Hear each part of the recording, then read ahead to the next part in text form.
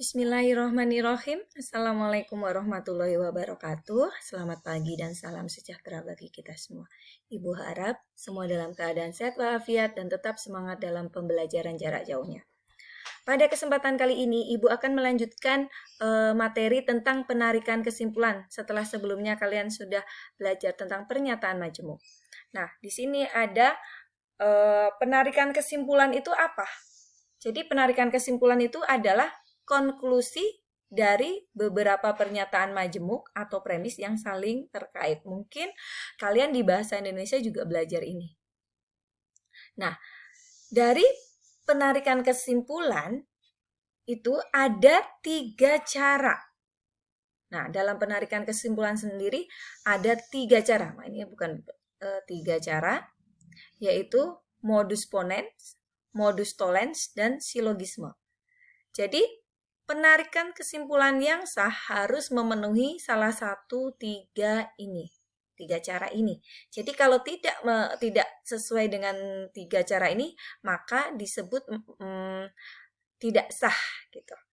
Nah, gimana itu modus ponens? Modus ponens sendiri adalah premis pertama itu jika P maka Q. Premis kedua itu P, kesimpulannya adalah Q. Sedangkan modus tollens, premis pertama jika P maka Q, premis keduanya adalah ingkaran dari Q, maka kesimpulannya adalah ingkaran dari P. Tadi tinggal turunin aja ya. Nah, untuk silogisme, ini yang di bahasa Indonesia sering kali ya silogisme di sini. Premis pertama itu jika P maka Q, premis keduanya adalah jika Q maka R, maka kesimpulannya, nah di sini kalau silogisme di sini ini ada sama kan, tinggal bercoret aja. Nah, maka kesimpulannya adalah jika P maka R. Nah, untuk lebih mudah memahaminya, Ibu akan memberikan beberapa contoh. Nih. Contoh, jika Andi, premis 1 ya, jika Andi rajin belajar, maka Andi juara kelas. Premis 1 merupakan bentuk implikasi jika P maka Q. Ya. Premis keduanya Andi rajin belajar. Kan biar gampang nih kamu tulis aja dulu nih, ini P, ini Q. Nah, ini P. Nah, ini kan. Nah, ini kan maka kalau P, premis keduanya P, maka pasti kesimpulannya Q. Ini merupakan modus ponens. Ya. Tapi kalau misalnya premis keduanya Adi juara kelas, itu tidak bisa disimpulkan menjadi P. Gitu. Jadi memang harus modelnya seperti ini. Kalau nggak seperti ini, selain 3 cara itu disebut tidak sah.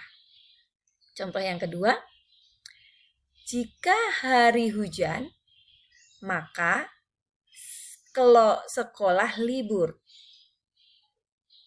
Premis keduanya, sekolah tidak libur. Nah, di sini P-nya adalah hari hujan. Q-nya adalah sekolah libur. Di sini adalah ingkaran Q. Maka kesimpulannya apa di sini? Oh, di sini kesimpulannya belum dituliskan ya. Maka kesimpulannya apa di sini? Kesimpulannya, ini kan ingkaran Q. Maka hasilnya adalah ingkaran P. Di sini. Oh, ini udah ada di bawah, maaf.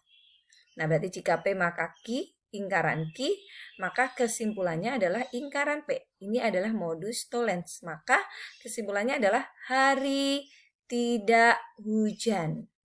Nah, seperti itu. Selanjutnya contoh yang ketiga.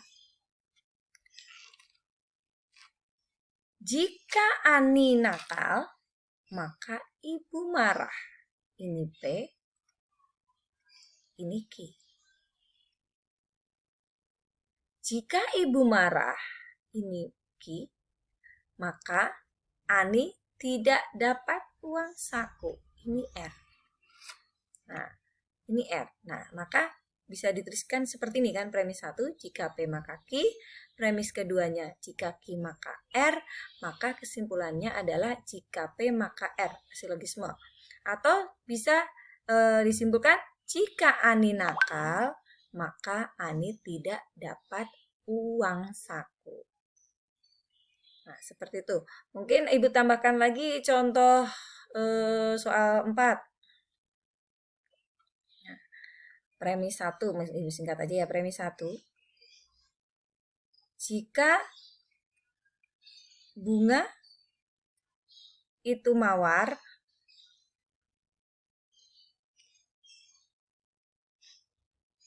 maka berduri. P2, jika bunga berduri, maka susah untuk memetiknya. Nah, di sini. Nah, maka kesimpulannya apa? Nah, ini kan jika bunga itu mawar, ini sebagai P, berduri itu Q.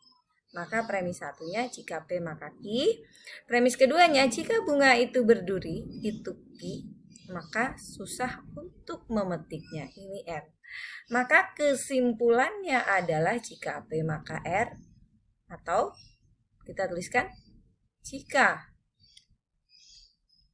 bunga itu mawar, maka susah untuk memetiknya. Nah, seperti itu. Nah, untuk penarikan kesimpulan sih hanya seperti itu saja. Yang penting kalian harus pahami rumus cara untuk penarikan kesimpulan, yaitu modus ponens, tolens, dan silogisme ini. Dengan ponens itu di premis keduanya P, maka kesimpulannya adalah Q. Modus tolen di premis keduanya adalah ingkaran Q, maka kesimpulannya adalah ingkaran P. Sedangkan silogisme di sini dua-duanya berupa implikasi untuk premisnya, berupa implikasi dengan di sini P jika P maka Q, dan jika Q maka R, maka kesimpulannya adalah jika P maka R. Semoga mudah dipahami, silahkan dipelajari untuk semua materinya. Sekian dari Ibu, terima kasih. Assalamualaikum warahmatullahi wabarakatuh.